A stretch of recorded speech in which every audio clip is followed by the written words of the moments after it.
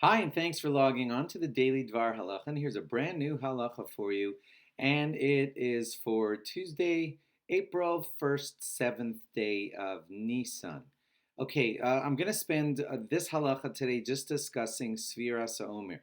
Now, don't think that that's weird because that's one of the many halachas that goes into effect um, on the second night of Pesach. So, got to do it now. I want to tell you this general thought before we go anywhere, and that is a lot of people think that the Jewish calendar needed a sad period built into it by God.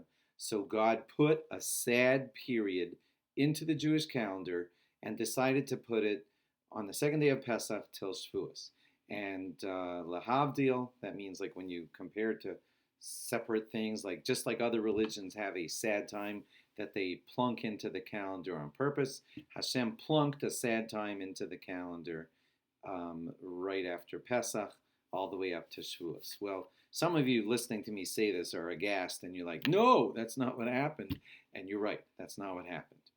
The Sefiras Ha'Omer is not a sad time. At least it wasn't intended to be a sad time. Sefiras Ha'Omer really was built by God to be a very uplifting time. That's how I want you to see it. Um, we had just gotten out of Egypt. We were just making our way into the desert. On the 50th day after all that happened, we were going to be standing at Har Sinai receiving the Torah, which is such a lofty and momentous moment. So what happened was we came from like nowhere, and in 49 quick days, we just ramped up to a very high level. And suddenly we were like without sin, standing at Har Sinai, accepting the Torah from God, saying things like Nasa v'nishma. So it's obviously a very uplifting time, uplifting time, uplifting time. That's how it was intended. Unfortunately, a catastrophe happened during that time, and the students of Rabbi Akiva, 24,000 of them, were not living up to things the way God wanted them to, and they were taken out of this world 33 days between Pesach and Shavuos. And so it probably, one of the many things that we can consider is that during this uplifting time, they weren't lifting themselves up the way God expected of them. And remember, God is strict with his tzaddikim, and these were great men. The students of Rabbi Akiva, need I say more? They were great men, but something was failing in the greatness that God was expecting of them. And so a catastrophe happened to them for 33 days, somewhere between Pesach and Shavuos, so it became a sad time. It was a time when God is looking for all of us to uplift ourselves.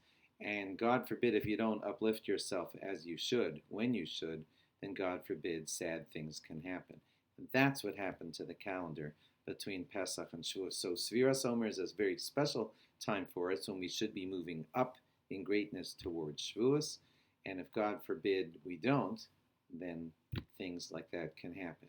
And those of you who are smart, who are hearing these words, understand that there's a very big ramification to us in this exact year when we see a magefa, literally a plague coming across the entire globe, spreading itself out, and it's just God runs the world, and it is coming to us in this time of the year, and it looks like it will be rolling over us.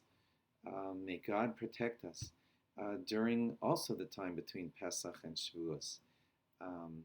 So I think we should take heart and say, God runs the world. He's sending us messages. Obviously, he expects us to do better.